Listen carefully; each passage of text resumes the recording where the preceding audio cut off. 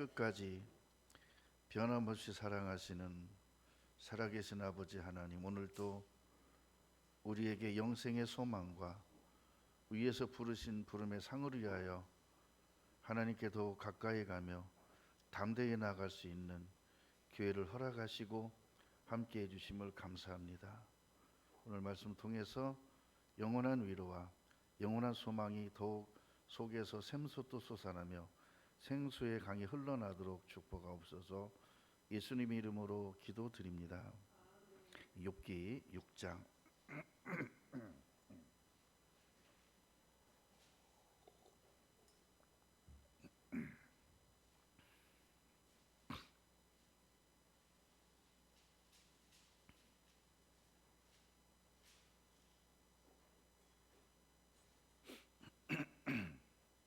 6장 24절로 26절.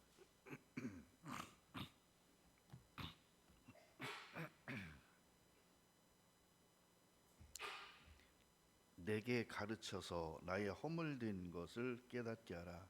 내가 잠잠하리라. 옳은 말은 어찌 그리 유력한지. 그렇지만 너희의 책망은 무엇을 책망함이뇨. 너희가 말을 책망하려느냐. 소망이 끊어진 자의 말은 바람 같으니라. 우리 2025년 첫 주, 그 대망절이라 그러죠. 대망절. 첫 주에 대부분의 설교가 뭘 것 같아요? 첫 주 대부분의 설교가 뭐 첫 단추를 잘 껴라, 뭐 이런 설교, 그죠? 오늘 선택한 것은 욥의 소망입니다.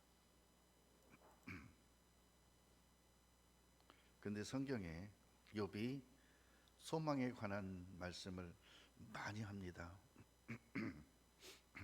그리고 소망을 향해서 현재의 고난을 견디고 이겨나가는 모습을 보여줍니다. 근데 그 모습 속에서 한 가지 보여지는 모습이 갈등입니다.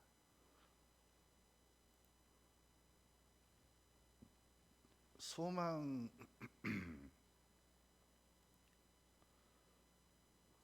있는 사람은 갈등이 없어야 된다. 누가 그러던가요?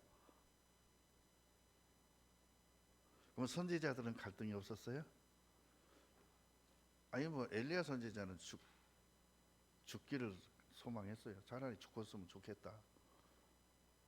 여러분, 옛 선지자들도요, 진짜 죽을 위기에 처하면요, 막 죽기를 차라리 빨리 죽었으면 좋겠다라고. 그게 무슨 말일까요? 정말 하나님께로 가고 싶은 소망일까요? 아니면 갈등입니다. 먹을 것만 없어도 갈등하고요, 마음에 근심거리만 생겨도 갈등하고요, 소망이 없기 때문에요 있어요. 근데 오직 한 분, 아브라함은 갈등을 안 했어요.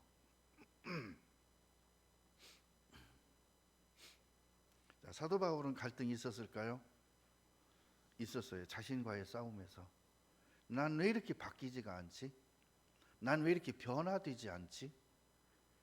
이놈은 못된 성격, 이놈은 급한 성격, 남을 판단하는 성격, 남의 약함을 용납지 못하는, 남의 연약함을 용납하지 못하는 이런 데서 벗어나고 싶고, 나도 포용하고 싶고, 나도 용서하고 싶고, 나도 그 사람을 이해하고 싶은데 아무리 생각해도 이해가 안 돼. 어쩌면 저러지?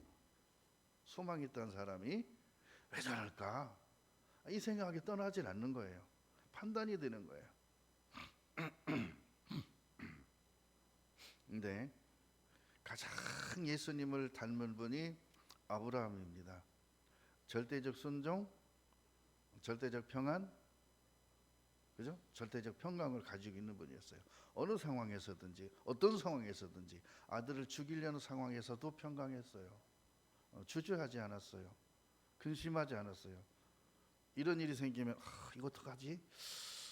하고 누구하고 교제 좀 해볼까? 뭐 이런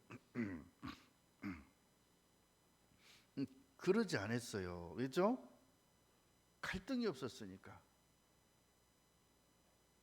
그래서 우리가 오해하는 것 중에 하나가 갈등하고 근심하는 사람이 믿음이 적다라고 판단할 수 있고, 현재 고난을 굉장히 슬퍼하고 힘들어하는 사람을 왜 저렇게 믿음이 얕어? 라고 판단할 수 있겠구나. 근데 또 하나 이런 게 있습니다. 어려움을 겪어보지 못한 사람, 보릿고개가 뭔지 모르는 사람, 가난이 뭔지 모르는 사람, 배고픔이 뭔지 모르는 사람, 추위가 뭔지 모르는 사람들에게, 인생의 고난이 뭔지 모르는 사람들이 와서 고난 속에 있는 나에게 이렇게 해 저렇게 해, 뭐라 그러죠? 추워 떨고 있는 사람한테 등 따숩게 하지 왜 이렇게 춥고 떨고 있어? 배고파하는 사람한테 밥 먹지 왜 이렇게 굶고 앉아 있어? 그게 위로가 됩니까? 힘이 돼요? 그러면 그러죠. 먹을 거 있는데 내가 왜 굶겠어? 옷이 있으면 내가 왜 헐벗고 춥고 있겠어? 없으니까 그러지. 자, 그들의 말을 가르쳐 이렇게 합니다. 너희가 말을 책망하려느냐? 소망이 끊어진 자의 말은 바람 같으니라. 고난이 뭔지 모르는 사람, 슬픔이 뭔지 모르는 사람, 가난이 뭔지 모르는 사람, 배고픔이 뭔지 모르는 사람은 배고파하는 사람의 이해를 못합니다. 그러니까 요즘에요, 옛날 그렇게 가난해서 못 먹었다는 얘기를 하면요, 요즘 애들은 그런답니다. 뭐라고 한다고요? 아, 라면 먹지. 밥 없으면 라면 먹지 왜 굶고 앉았어? 아니, 라면이 있으면 왜 굶냐고요? 그걸 모르는 거요. 어떤 애는 그렇게 말합니다. 공부 필요 없어. 왜요? 학교 다니면서 얘네들이 방과 후에 학원 가라고 하면 학원 안 가고 아르바이트를 갑니다. 부모가 학원에다 돈을 내주고 가라고 하는데 돈 냈는데 얘가 학원을 안 가고 아르바이트를 해요. 지금은 최저시급이라 해서 뭐 8,000원에서 얼마 받겠지만 시간당, 옛날에는 4,500원, 5,000원 이렇게 받고 시간 시급을 그렇게 받고 아르바이트 하라는데, 얘가 학교 끝나고부터 저녁 한 8시, 9시까지 하면은 그래도 한 15,000원 이렇게 받아요, 하루에.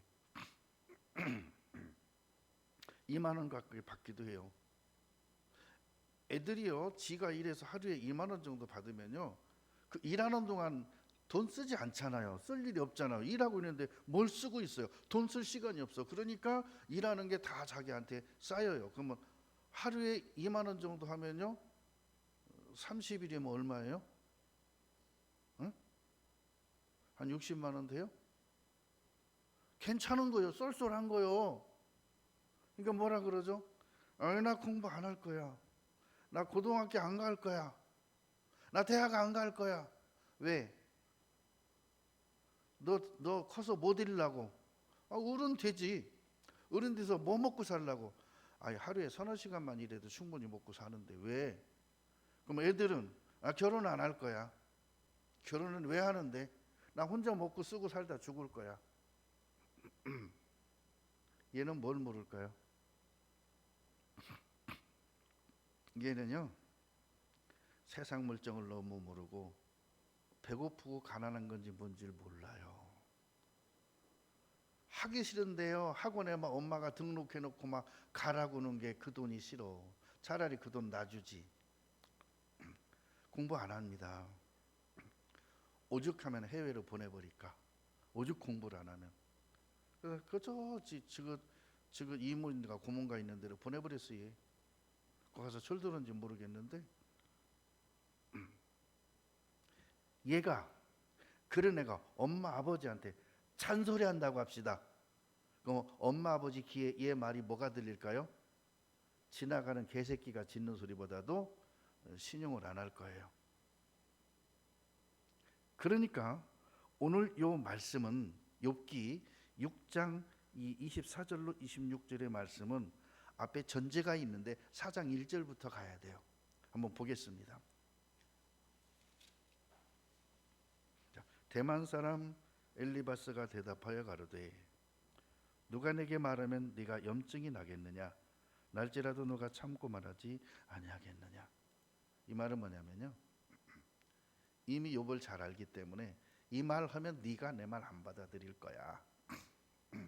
그리고 내가 하는 말을 염증으로 느낄 거야. 자, 몸에 염증이 나면 어떻게 돼요? 몸에 염증이 막 발생을 했어요. 그러면 몸에서 무슨 현상이 일어나요? 열납니다. 뭐라고? 내 말에 네가 열낼 줄 알아. 너 열받을 거야 내가 말하면. 그래도 할 수밖에 없어. 들어. 그러고 한다는 거야. 이 말을 듣고 욥이 대답한 거예요. 뭐라고요? 네 말은 흘러 지나가는 바람 소리야. 나한테 아무 도움이 안 돼. 이렇게 대답한 거예요. 이게 그 말과 그 말과 연결되는 거예요. 성경이 참 재밌죠. 완전히 현 생활 속에서 실제 일어나는 일들을 기록한 거예요. 역사 속에서. 그러면서 이렇게 말합니다. 전에 네가 여러 사람을 교훈하였고 욥 네가 부자 때 부족함이 없을 때 10남매 두고 잘 먹고 잘 살고 종도를 두고 많은 가산을 이끌고 있을 때는 네가 동네 어른이 돼서 많은 사람들에게 충고를 해주는 사람이 되었지만, 그리고 손이 늘어진 자면 강하게 하였고 넘어져가는 자를 말로 붙들어 주었고 무릎이 약한 자를 강하게 하였거늘 이제 이 일이 내게 임함에 네가 이제 그런 고난을 당함에 네가 답답하여 하고 이 일이 내게 당하음에 네가 놀라는구나. 욥은 이 말에 대해서 뭐라고 했다고요? 바람 소리 하고 있네. 문풍지 떠는 소리 하고 있네. 여러분 문풍지 오는 소리 들어봤어요? 문을 창호지를 이렇게 발라놓고 문 틈새로 바람 들어오지 말라고 문풍지를 이렇게 넓게 해서 붙여놔요. 그게 이제 바람막이요. 근데 바람이 불면 그게 소리가 나요. 울어요. 그죠? 그 문풍지 우는 소리 하고 있네. 이 소리요. 이게 지금 그냥 바람 소리라고 말하면 이해가 안 될 거예요.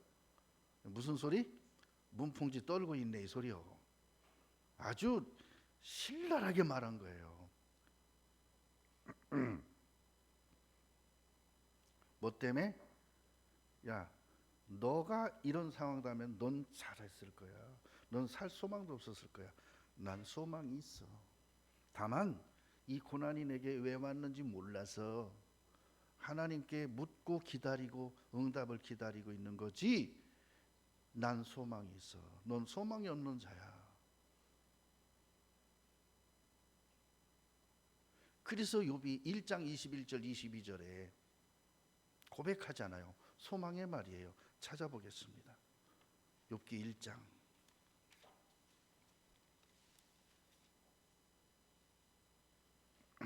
가로되 내가 모태에서 적신이 나와 싸운 적 또한 적신이 그리로 돌아가올지라.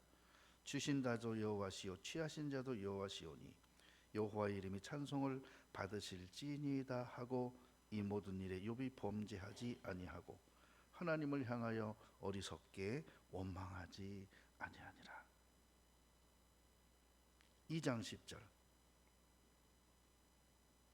그가 이르되 그대의 말이 어리석은 여자 중 하나의 말 같도다. 우리가 하나님께 복을 받았은즉 재앙도 받지 아니하겠느냐 하고 이 모든 일에 욥이 입술로 범죄치 아니하니라.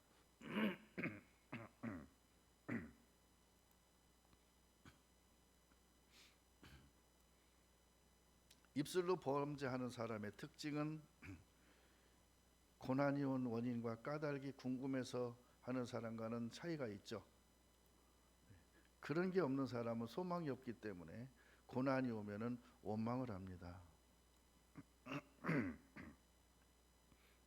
근데 여기 분명히 하나님이 그렇게 보셨어요. 욥의 말을. 저건 원망이 아니야. 친구들은 욥의 이런 말을 무슨 말로 들렸을까요? 원망의 말로 들린 거예요. 그리고 그들이 해준 교제는 그다지 많이 벗어나지 않았어요. 그다지 많이 틀리지 않았어요. 그런데 굉장히 율법적으로 찌르는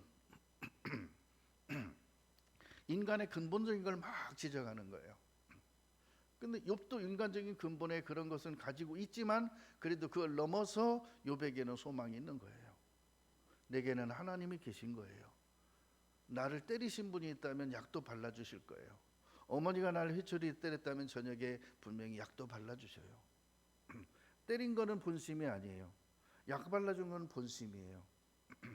때린 것은 소망을 위해서 책망한 거예요.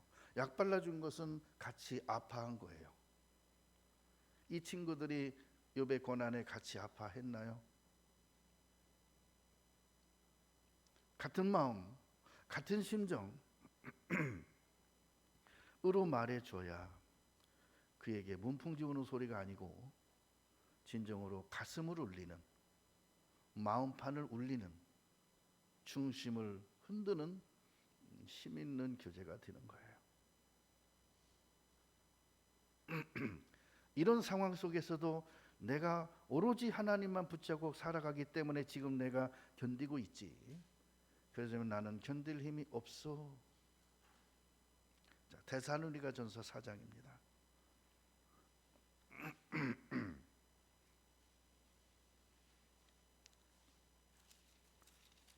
자, 데살로니가전서 4장 13절에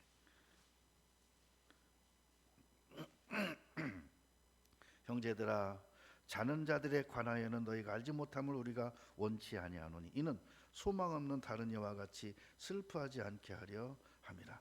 제가 이 말씀을 읽는 순간 오늘 욥의 소망에 대해서 생각하다 보니까 우리가 많은 오해를 하고 있고 성경도 많은 오해를 하는 부분이 많다는 걸 느꼈습니다. 저 또한 부분적으로 그런 부분이 많다는 것을 느꼈어요. 뭐냐면 자, 욥의 10남매가 하루 저녁에 다 죽었습니다. 근데 뭐라 그러죠? 자는 자들에 관하여는 지금 누가 자고 있죠? 자녀들이 죽음의 잠에 들었어요. 근데 뭐라 그러죠? 슬퍼하지 않는다. 욥의 슬픔이 지금 자녀들 죽음 때문에 그런 게 아니에요. 가산이 기울었기 때문에 그런 거 아니에요. 모든 게 불탔기 때문에 그런 거 아니에요. 온몸에 악창이 들었기 때문에 그런 거 아니에요. 이 고난의 원인을 몰라서 그런 거예요. 만약에 몸의 질병으로 인해서 그랬다면 욥은 여기서 낙심했을 거예요. 가산이 기울었기 때문에 그랬다면 이 사람은 가산으로 인해서 슬퍼하고 이분은 원망했을 거예요. 근데 자는 자들에 관하여는 너희가 알지 못함을 우리가 원치 아니하노니 왜죠?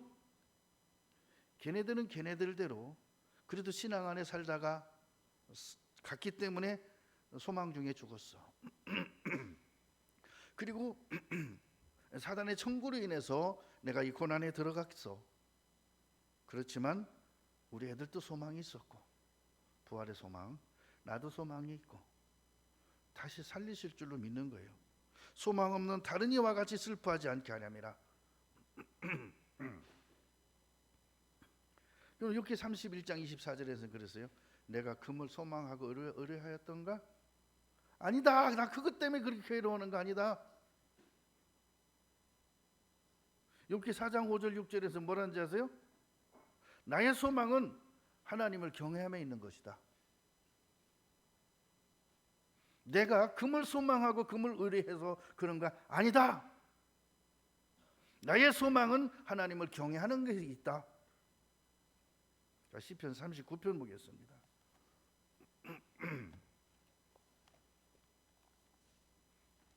시편 39편에 7절 봅니다. 주여 내가 무엇을 바라리요? 자, 주여 내가 무엇을 바라리요? 내가 금을 소망하고 의뢰하였던가? 아니야. 나의 의뢰는 여호와를 경외함에 있어. 주여 내가 무엇을 바라리요? 나의 소망은 주께 있나이다.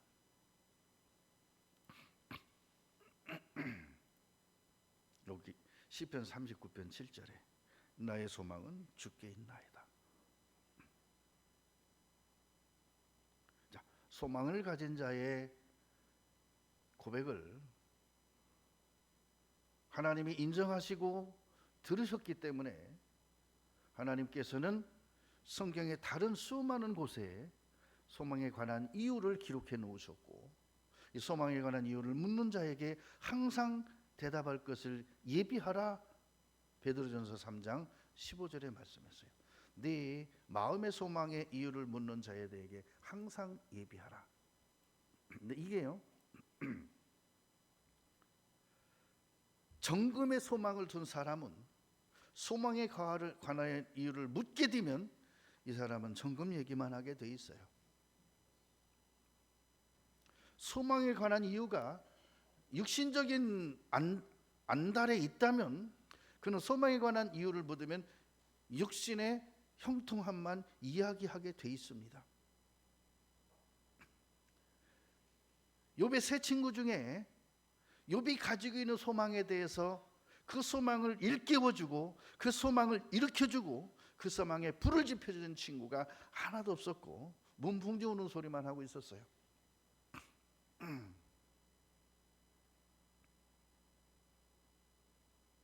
사실은 오늘 아침에 거의 그런 것 같아요. 어떤 말씀을 준비합니다. 딱 준비하고 나오려고 하면 마음이 편치가 않아요. 나오기 한 10분 전에 다시 묵상합니다. 그러면 이런 말씀이 탁 떠올라요. 늘 전하던 말씀이었습니다. 욥에 관한 것은 다른 말씀 중에도 욥이 많이 거론되도록 항상 연결해 왔었습니다. 오늘 아침에는 참 이상했어요. 다른 말씀을 쫙 준비했습니다. 무려 1시간가량을 준비했어요. 집에서부터 생각하던 거였어요. 집에서부터 생각하던 거였어요. 정리 딱 끝냈습니다. 마음이 안 편해. 어찌 보면 그것도 묵상했고 기도했고 골몰이 했어요. 골몰했어요. 그리고 기도 가운데 정리한 거예요. 왜 마음이 안 편했을까? 올라오면서 생각했어요. 그 또한 지식이겠다. 내가 더듬어 찾은 거지 하나님이 주신 게 아니고 내가 더듬어 찾았어. 머리로 막 생각하고 막 묵상이라는 이유로 네, 묵상이라는 단어로 했어. 깊숙이 영적으로 보니까 지식이었어. 묵상이 아니야. 내 생각이었어. 내 생각을 정리한 거였어. 그래서 많이 깨닫는 것 중에 하나가 그겁니다. 억지로 묵상하면 묵상이 아니다. 큐티 묵상이 아니다. 성경 공부 지식 전달이다.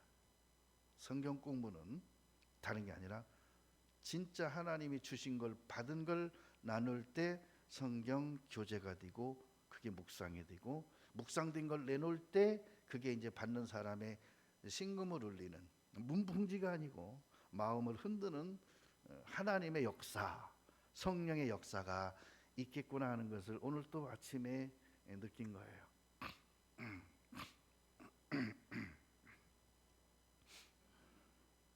그래서 내가 여러분한테 예전에는 거의 닥달했죠. 뭘 닥달했죠? 암송하세요 좀 제발, 쓰세요 좀 제발, 왜 안 써? 요즘 내가 쓰라는 말 하던가요? 자유하세요. 쓰기 싫으면 쓰지 마세요.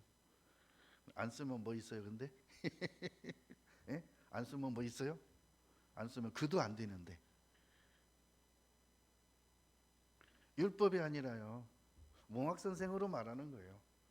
성경 쓰세요, 몽학선생으로 말하는 거예요. 율법으로 말하는 게 아니에요. 쓰면 뭐가 있다 그 말 아니에요. 습관을 만들으라는 거예요.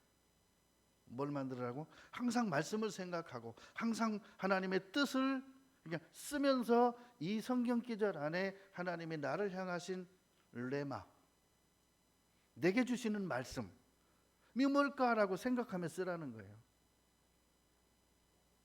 어떤 사람은 TV에 틀어놓고 TV에 봐가면서, 어떤 사람은 유튜브 틀어놓고 유튜브 틀으면서.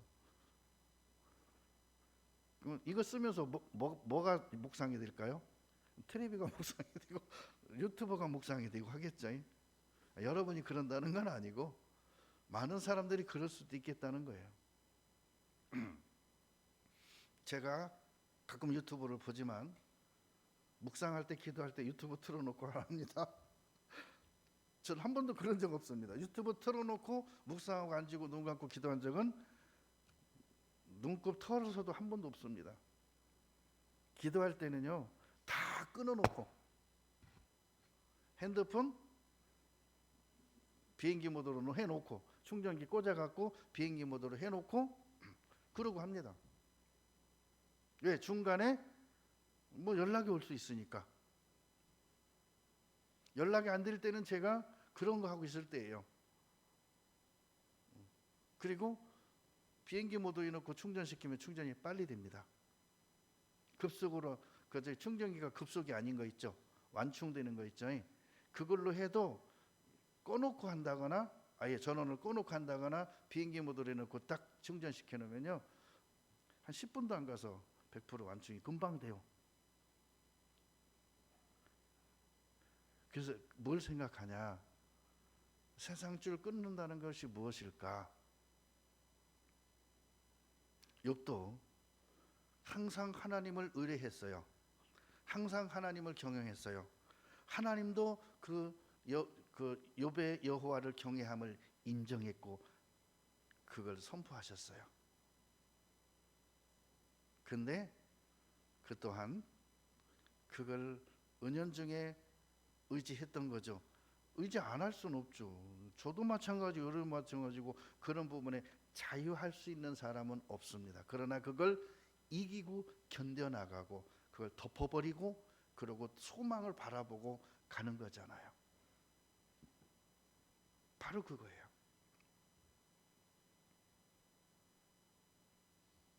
자, 베드로전서 3장 보겠습니다. 베드로전서 3장 15절에 너희 마음에 그리스도를 주로 삼아. 자, 예수 그리스도를 나의 주로 영접하고 내 마음의 주인 삼아라. 내 마음의 주인 삼아라. 그러면 마음이 거룩해지고 거룩한 마음을 갖게 되고 너희 속에 있는 마음의 그리스도를 주로 삼고 마음이 그분으로 인해서 점유를 받으면 거룩한 마음이 생겨요.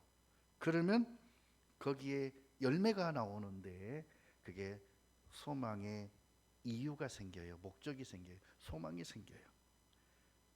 너희 속에 있는 소망에 관한 이유를 묻는 자에게는 대답할 것을 항상 예비하되 온유와 두려움으로 하고.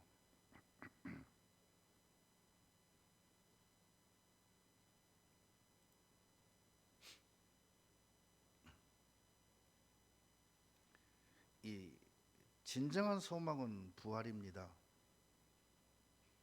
소망에 관한 이유는 부활입니다. 자, 이삭의 어머니 사라도 하나님을 절대 신뢰하는 분이었고, 아브라함도 하나님을 절대 신뢰하는 분이었습니다. 그리고 아브라함의 몸종 엘리에셀도 하나님을 신뢰하는 분이었습니다. 함께 이삭과 함께 번제를 드리려고 모리아 산으로 가는 두 종도 하나님을 신뢰하는 분들이었습니다. 근데 독자 이삭을 모리아 산에 제물로 드리러 올라가는데, 하나님을 신뢰하는 분들인데도 그분들한테 이 번제에 대해서 설명을 안 해요. 부인한테도 이야기를 안 해요. 함께 동행하는 두 종에게도 얘기 안 하고, 심지어 제사의 주인공인 아들에게조차 말을 안 합니다. 얼마나 인간적으로 보면 외로웠을까요? 혼자 이 모든 걸 짊어지고 가는 거예요. 사실상 아브라함은 아무것도 안 가지고 갔습니다. 종들이 짊어지고 갔고, 나중에는 아들이 짊어지고 모리아산에 올라갑니다. 아브라함은 빈손으로 갑니다. 근데 그 집에 남아있는 아내, 함께 장작을 짊어지고 뒤따라오는 두 종, 그리고 횃불을 지고 따라오는 아들, 나름대로 들고 오기 때문에 무거웠겠지만 가장 무거운 분은 아브라함이었어요. 아들의 목숨을 짊어지고 올라가고 있고, 그죠? 종들의 장작불을 마음에 짊어지고 올라가는 거예요. 올라가면서 가장 힘들었겠다라고 추정해 본다면 아브라함이 제일 힘들었을 거예요. 아브라함은 실질적으로 가벼웠지만 마음도 가벼웠어요. 전혀 무겁지가 않았어요. 지체하지 않았어요. 주저하지 않았어요. 일사천리로 진행할 수 있었어요. 뭐 때문에? 다시 살리실 줄 믿기 때문에, 부활을 확신하기 때문에. 그 부활의 확신 앞에는 뭐가 있느냐? 하나님의 약속이 있기 때문에. 무슨 약속? 네 아들로 온 천하가 번성할 것이요 복을 받을 것이요. 밤하늘의 별과 같이 바닷가의 모래알보다도 더 많이 번성할 것이다라는 약속. 그러면 얘를 통하지 않으면 그게 없기 때문에 얘를 번제로 드려도 다시 살려서 후손이 그렇게 될 줄로 믿은 거예요. 그러니까 소망이 흔들리지 않는 것은, 부활이 흔들리지 않는 것은, 부활 시킬 때 가야 부활한 줄 알지, 그 앞에는 안 살리면 어떡할 거요? 사람은 생각할 수 있거든요. 근데 뭘 가지고 있기 때문에 이게 확신해요? 약속.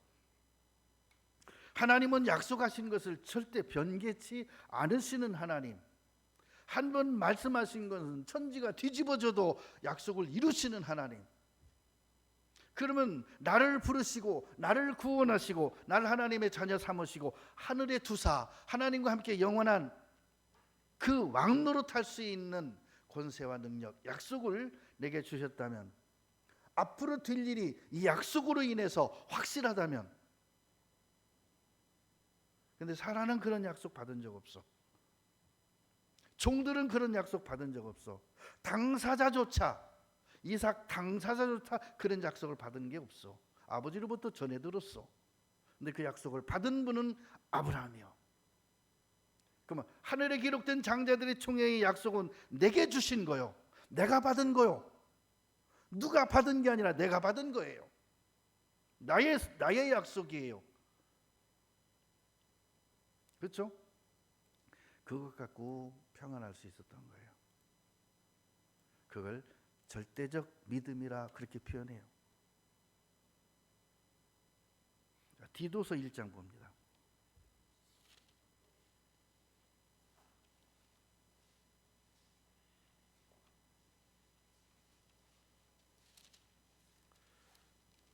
디도서 1장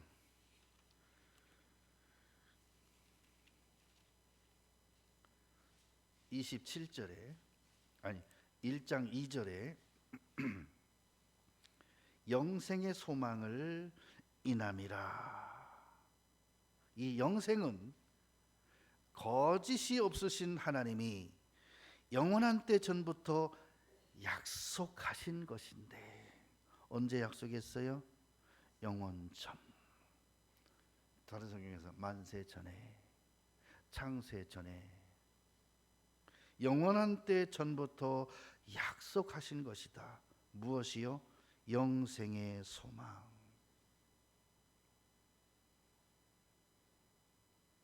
영생의 소망을 영원한 때 전에 약속하신 것이다. 그러면서 사도행전 24장 15절에 부활의 소망을 나도 가졌으니, 소망을 나도 가졌으니 뭘 가졌다고요? 소망, 부활의 소망. 나도 가졌다. 자, 사도행전 24장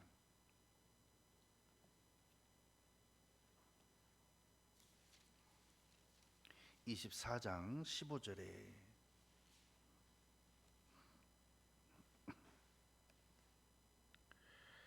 저희의 기다리는 바 하나님께 향한 소망을 나도 가졌으니 곧 의인과 악인의 부활이 있으리라 합니다. 하나님께 향한 부활의 소망을 나도 가졌으니, 이 부활의 소망을 가진 사람은, 자, 부활이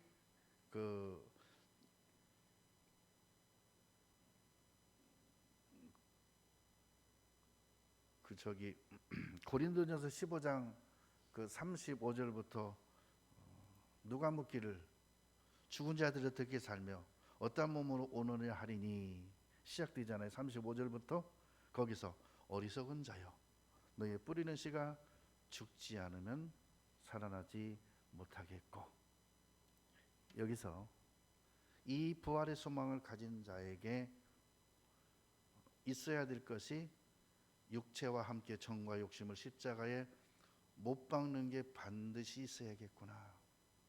죽지 않으면 살아나지 못하겠고 십자가와 함께 내가 죽어야 되는구나.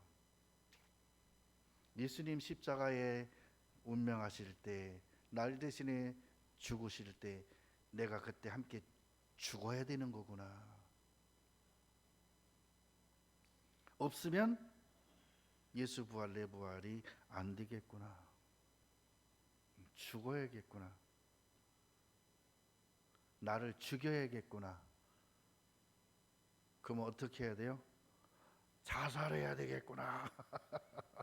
그래요? 지옥 갑니다. 솔직히 자살하면 지옥 가요. 그건요 아닙니다.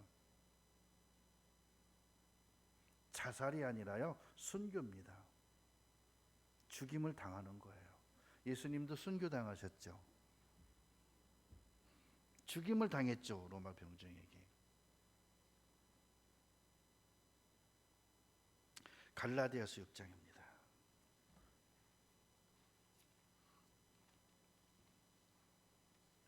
갈라디아서 6장 17절에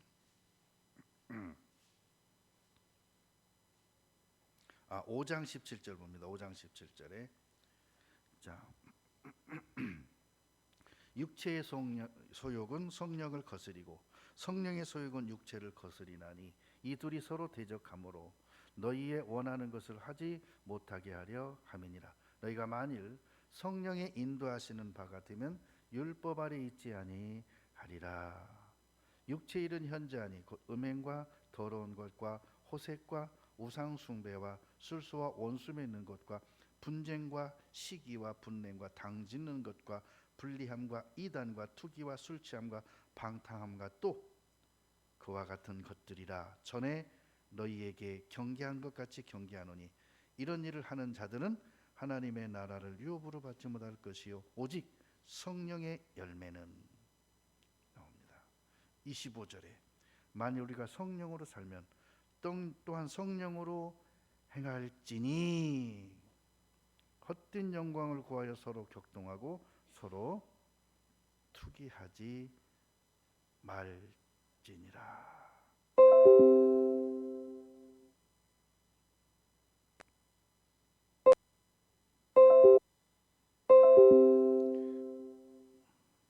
(16절) 내가 이루노니 너희는 성령을 쫓아 행하라. 그러면 육체의 욕심을 이루지 아니하리라. 정과 욕심을 십자가에 못 박아야 돼요. 왜요? 그렇지 않으면 자꾸 거스려 싸우기 때문에. 못 박아버리면 거스려 싸움이 없어요. 여러분,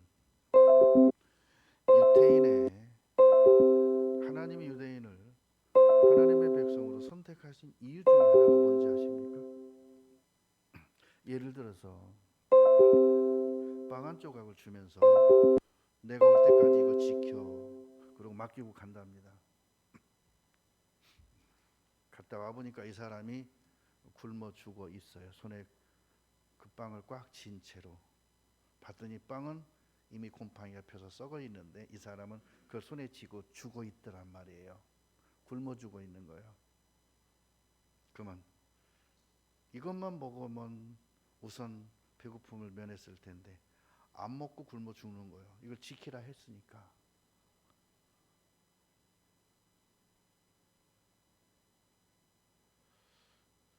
쫓기는 사람을 숨겨줬는데 추격자가 와서 숨긴 자 내놓으라 그럽니다. 안 내놓습니다. 그럼 가족을 한 사람씩 죽이면서 내놓으라 그럽니다.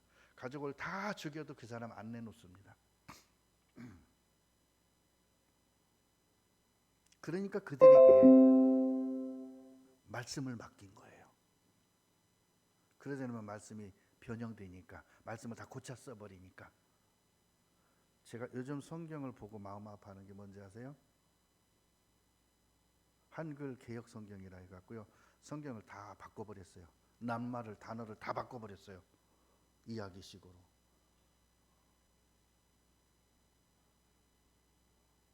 제가 개역 성경 일부러 어떻게 바꿨는가 보려고 두세 권 가지고 있습니다. 어떻게 바꿨는가 보려고. 지금 새 책이요, 그 코드 하나 떨어지지 않은 새 책 그대로 있습니다. 전 떠들어 보지도 않습니다. 한번 딱 떠들어 보고는 못 쓰겠더라고. 이건 성경이 아니야, 변경이지. 이건 성경이 아니야, 변경이지. 성경은 1.1획도 바꾸면 안 된다고 돼 있습니다. 우리 한국 사람들은요, 변화무쌍해요. 다 바꿔버렸어. 대통령도 바꾸자는데 뭐 할 말 있어요? 더 이상? 여러분, 가장 중요한 게 뭔지 아세요? 약속은 변형시키면 안 되는 거예요. 하나님이 맡기신 것은 내가 목숨이 다하고 우리 집안이 다 죽어도 지켜야 되는 거예요. 에덴 동산의 선악과 먹지 말라 하면 먹지 말아야 되는 거예요. 먹으면 안 되는 거예요. 그거는.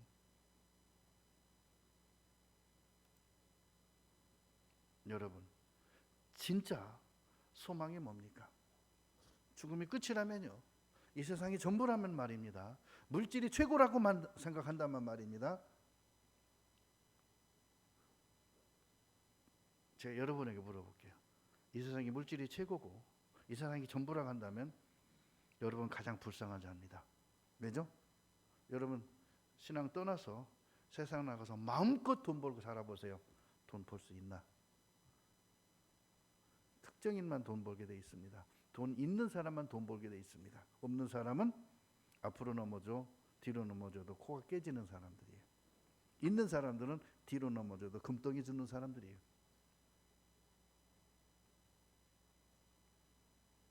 나와 여러분들은 애시당초 세상은 상관없는 분들입니다. 세상과 별개인 분들입니다. 그러니까 세상을 자꾸 붙잡으면 힘든 거예요. 놓으셔야 되는 거예요. 나나 여러분이나 세상은 놓아하셔야 돼요. 에? 그래야 살아요. 그래야 행복해요. 붙잡으면 고난이 있습니다. 노사연이 두 손에 잡은 것이 많아서 손이 아픕니다. 등에 짊어진 것이 많아서. 얼마나 손에 집은 게 많아서 아프냐고요. 놓으면 되는데. 로마서 6장 6절.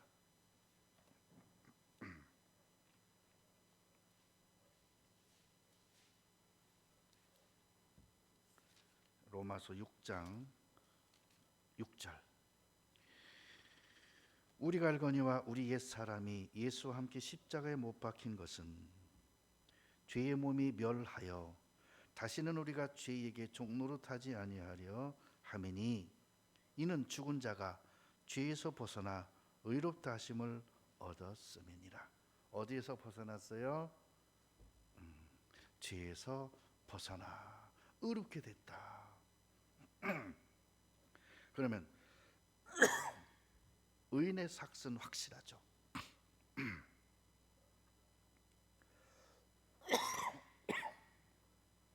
예수님이요 40일 금식하시고 줄이셨어요. 딱 사람의 탈을 쓴 마귀가 와서 돌돌로 떡덩이 돼서 먹으래요. 40을 굶고 나서 떡 먹으면 죽습니다. 창자가 뒤 꼬이고 위경련이 일어나서 병원에 가기도 전에 가다가 죽습니다.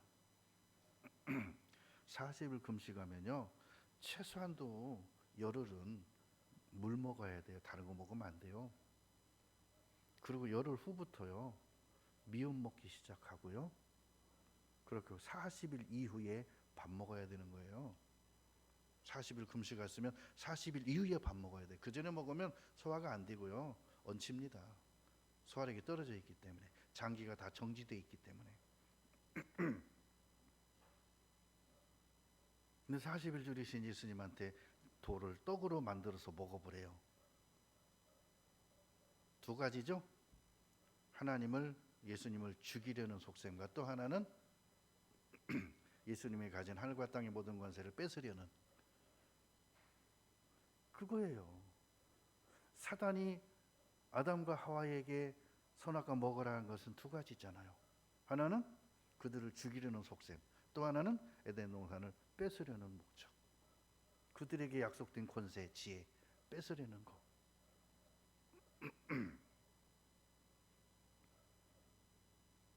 그래서 가장 중요한 것은 소망이 있는 우리는 소망 이외의 것을 잡으면 힘들게 돼 있어요.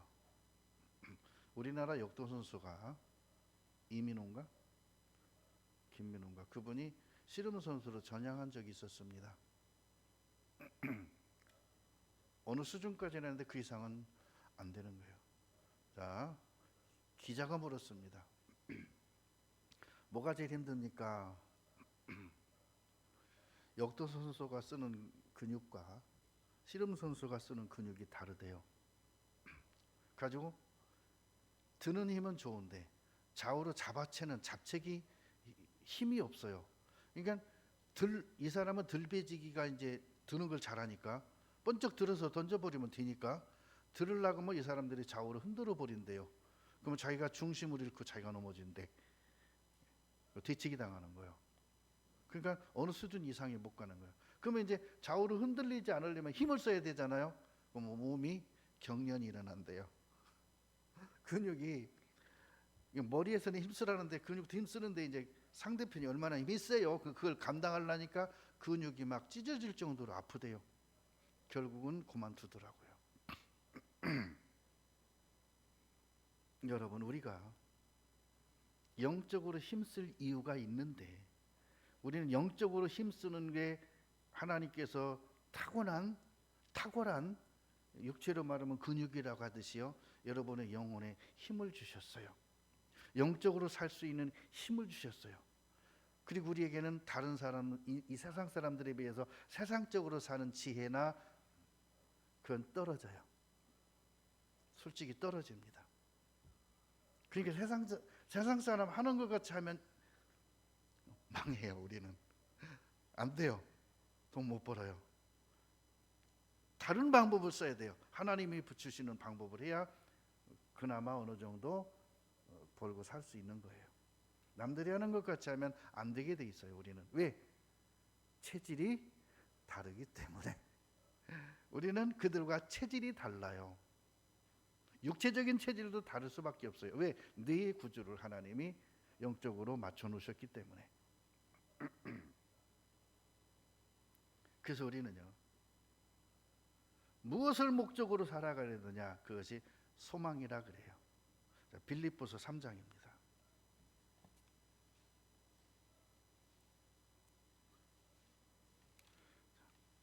빌립보서 3장 13절. 형제들아, 나는 아직 내가 잡은 줄로 여기지 아니하고 오직 한 일, 즉 뒤에 있는 것을 잊어버리고 앞에 있는 것을 잡으려고 표대를 향하여 그리스도 예수 안에서 하나님이 위에서 부르신 부름의 상을 위하여 쫓아가노라. 뭘 쫓아가요? 부름의 상. 제가 철로역정을 여러 번 읽었고 그 영화도 봤는데요. 전신갑주를 입기 전에는 참 잘 속아, 잘 치우쳐. 부름의 상으로 쫓아가면서 자꾸 곁길로 넘어져. 근데 전신갑주를 입고 나온 순간부터는요, 좌우로 치우치진 않는데 수없이 거꾸러지고 넘어뜨리면 당합니다. 패대기침을 당합니다. 막 진짜 우리가 그렇게 패대기 치면 죽을 거야. 아마 난리 부르스를 칩니다. 마귀가 막. 근데 이분은 오로지 자기가 가야 할 그 성을 향하여 넘어지면 일어나 가고, 잡아뜨리면 일어나 가고, 짓누르면 일어나 가고, 산을 무너뜨려서 덮으면 다시 파고 나와서 가고.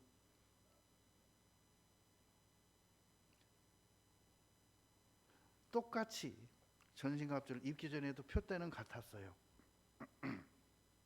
입은 후에도 표대는 같았어요. 뭐가 다르냐? 표대를 입으면, 표대를 향해서 전신갑주를 입으면 좌우로 치우치지 않는다는 거. 안 넘어진다고 말 안 했어요. 안 자빠진다고 말 안 했어요. 마귀가 틈 안 탄다고 말 안 했습니다. 더 타요, 마귀가. 그러면 지혜로워야 돼요? 안 속으려고 명철해야 돼요? 깨어 있어야 돼요? 좌우로 치우칠 때 하는 말이에요.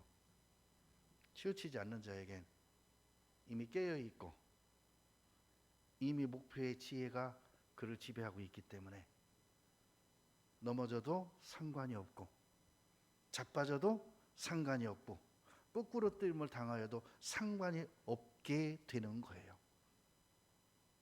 소망이 부끄럽지 않은 것은 그거예요.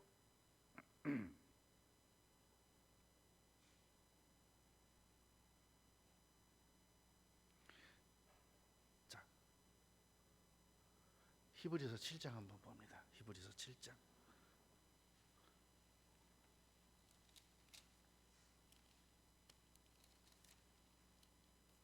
근데 제가 19절 찾아놓으시고 철로역정을 보면서 자꾸 와서 그 빛의 길을 딱 정해줬는데 또 다른 길로 가면요, 보면서 그랬어요. 저 등신 왜 저래? 근데 내가 딱 그 모습이에요. 내가 등신이더라고. 내가 자꾸 딴 길로 가더라고. 그러고 자꾸 세상 거 놓지 못하고 세상에 자꾸 끌려가요. 우리 형제 자매들도 그런 모습이 자주 보여요. 그러면 안타까웠어요. 근데 내가 이제 시각을 바꾸기로 했어요. 어떻게 바꿨을까요? 때가 되면 입겠지. 입는 날이 올 거야. 전신갑주를 입는 날이 올 거야. 그러면 가라 그래도 안 가고, 치우치라고 발로 밀어도 안 갈 거야. 그때는 하나님을 향하여, 표대를 향하여 달려가는 그 길을 누가 막을 수 없을 거야. 사람마다 그 시간은 차이가 있지. 내가 할 일은 기도해드리고, 기다려드리고, 축복해드리고, 그게 최고구나. 내가 그걸 잘못했구나. 나의 약함이, 나의 부족함이, 목사로서 성도들을 향한 부족함이, 말씀이 부족하거나 뭐 그런 게 아니라 저들을 믿고 기다려주는 인내가 부족했구나, 이런 생각도 하게 됩니다. 요즘은 제가 잔소리 안 하죠. 그리고 탁구를 치면요, 항상 내 짝꿍이 실수를 많이 해요. 그전에는요, 이렇게 하니까 실수하죠, 이렇게 하세요 하고 많이 말씀을 드렸는데, 제가 작정을 했어요. 입을 닫기로. 입을 닫기로, 말 안 하기로. 왜? 말하면 도움이 안 돼요. 더 안 돼요. 말 안 해. 어차피 이기고 지는 건 뭐 그냥 뭐 그럴 수도 있고 저럴 수도 있는 거니까 언젠가는 바뀌겠지. 자세 잡으면 되겠지. 하다 보면, 많이 치다 보면 구력이라 그러죠. 구력이 생기겠지. 아유, 그걸 내가 못했구나. 그죠? 그래서요, 하나님도 나를 지금까지 기다려줬는데 나를 이 땅에 창조해 놓으시고 지금 내가 이 나이 먹을 때까지 기다려줬는데, 예수님도 제자들을 3년 반을 기다려줬는데, 기다려주는 게 믿음이구나. 자, 히브리서 7장 19절 봅니다. 율법은 아무것도 온전케 못할지니. 내가 그래서 그랬어요. 징글징글한 율법, 지긋지긋한 율법. 나 율법 그렇게 싫어하는데도 내가 그렇게 율법적이었어요. 얼마나 표독하고 얼마나 율법적이고. 그러니까 안 되는 거예요. 볶으면, 여러분 부부간에 잔소리하면 상대편이 바뀝니까? 몇 년 잔소리 해봤어요? 결혼해서 지금까지 잔소리 하시죠? 응? 남편에게 이래라 저래라, 이렇게 저렇게. 그게 되던가요? 결혼해서부터 지금까지요, 잔소리 안 하고 그를 위해 축복하고 기도해 주셨다면 그 남편 진작 바뀌었을 거예요. 그죠? 진작 바뀌었어. 잔소리 하니까 안 바뀌지. 잔소리하다 한번 뚜껑 열리면 또 막 이제 악을 쓰죠. 그러면 바뀌니까 오히려 적반하장으로 나와요. 예수님이 제자들한테 악습디까? 큰 소리 합디까? 책망합디까? 안 해요. 그럼 뭐라 그러죠? 아이고, 니네들이 피곤하구나. 나를 위해서 좀 기도 좀 해줘. 근데 가서 보니까 자고 있네. 난 지금 죽게 생겼는데. 이거 뭐라 그러셔요? 아이고, 마음은 온인데 육신이 약하구나. 그래, 조금만 자. 곧 날이 밝을 거야. 그러니 날이 밝아서 로마 병정들이 송뭉치와 칼창을 들고 올 시간이 되니까 이제 가서 깨우는데, 얼마나 피곤해서 자는 애들 깨우기가 미안한데 깨우는 거예요. 야, 일어나, 함께 가자. 다 도망가고 없어. 가긴 함께 누가 가? 알아. 근데 내가 이제 죽고 부활해서 찾아가면 얘네들 다 바뀔 줄 알아요. 완전히 변화될 거예요. 새 사람이 될 거예요. 목숨 던질 거예요. 아는 거예요. 그러니까 그때까지 기다리는 거예요. 이에 더 좋은 소망이 생기니 이것으로 우리가 하나님께 가까이 가느니라. 하나님께 가까이 가는 것은 율법으로 닥달해서 되는 게 아니고, 소망이 율법으로 닥달해서 생기는 게 아니에요. 하나님의 사랑에 빚진 자가 되면, 하나님의 사랑을 받은 것을 본인이 느끼게 되면 그때 철들면서 그게 참 소망이 돼요. 알았던 것들, 배웠던 것들이 진짜 소망이 돼요. 갈라디아서 2장입니다.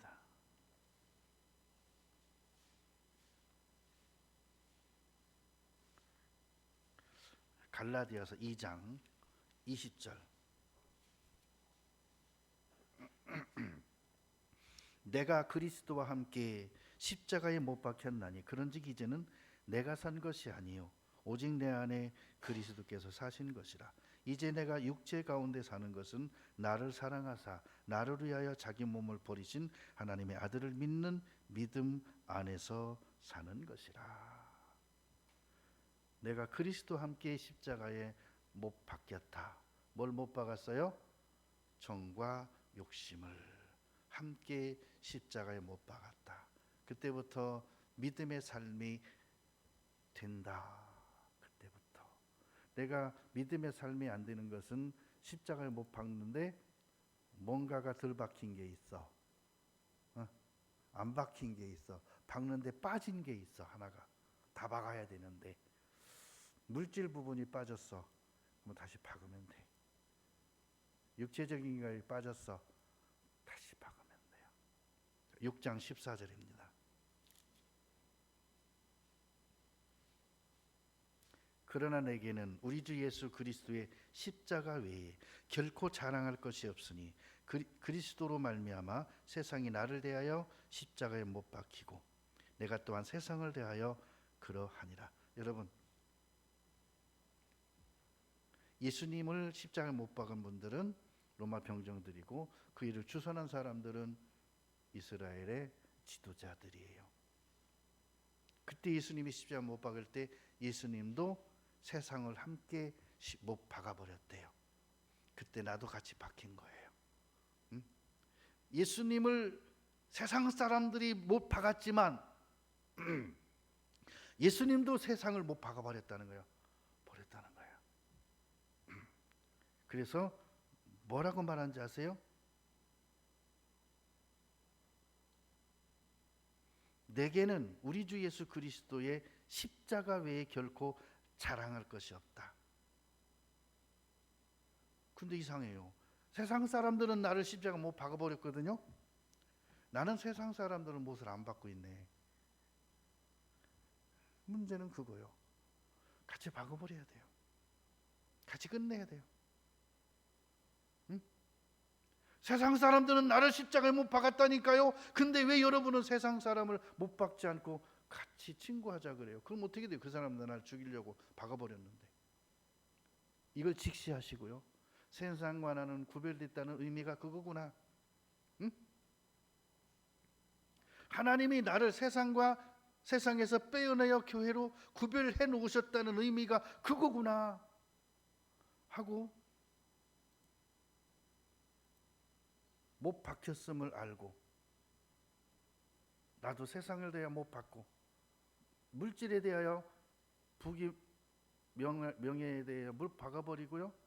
이젠 죽은 자로, 그죠? 죽은 자가 뭐 해요? 가만히 있으면 돼요. 언제까지? 부활하는 날까지. 이게 욥의 소망이었어요. 마지막으로 욥의 소망이 이루어진 게 뭐죠? 다시 회복됐죠. 어떻게 회복됐죠? 친구들이 재물을 가지고 다 찾아왔어요. 욥은 재물 드릴 것조차 없어요. 완전 빈털터리 빈손이 됐어요. 근데 친구들이 재물을 갖고 찾아오죠. 그걸로 하나님께 번제를 드림으로 하나님이 받으시고 그의 전 소유물보다 배로 자녀도 주시고 회복시켜 주셨어요.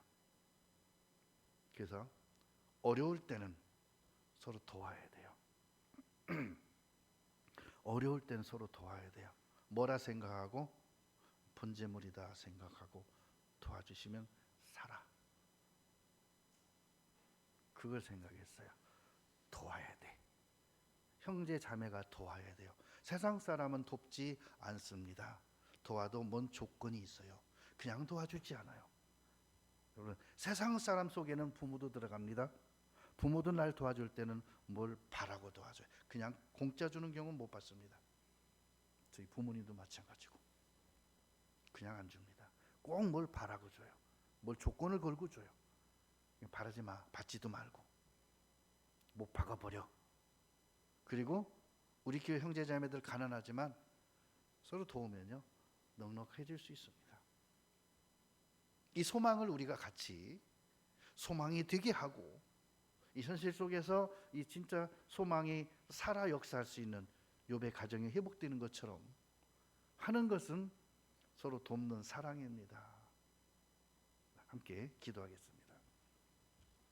고마우신 주님 감사합니다. 오늘 또 우리에게 일용할 양식을 허락하시고 하나님의 사랑을 서로 실천하며 나누며 서로 빚진 마음으로 서로 본제물을 드리는 마음으로 함께 사랑을 나눌 때 이곳이 천국이 회복되며 하나님의 말씀이 살아 역사할 줄로 믿습니다. 오늘 욥의 소망을 생각하면서 우리도 헛된 영광을 꾀하여 서로 격동하지 않고 서로 사랑으로 하나 되고 사랑의 줄로 묶어서 진짜 하나님 보시기에 정말 아름답고 축복된 우리 부흥교회로 축복해 주옵소서. 예수님 이름으로 기도드립니다.